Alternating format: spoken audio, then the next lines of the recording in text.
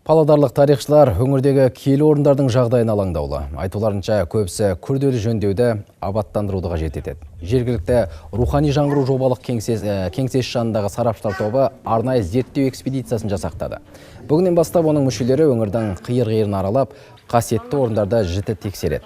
Әрі этнографиялық мағлұматтар мен тарихи тың деректер жинастырмақшы. Аймақ ғалымдары қазірге дейін 66 киелі орынды тізімге қосыпты. Біріншіден, бұл жергілікті киелі объектілердің тізімін айқындап алу, оны жүйелеу, белгілі бір ретке келтіру болса. Екіншіден, бұл осы объектілерді халықтың арасына кеңінен насихаттау, халықты осы объектілерге баруға ынталандыру.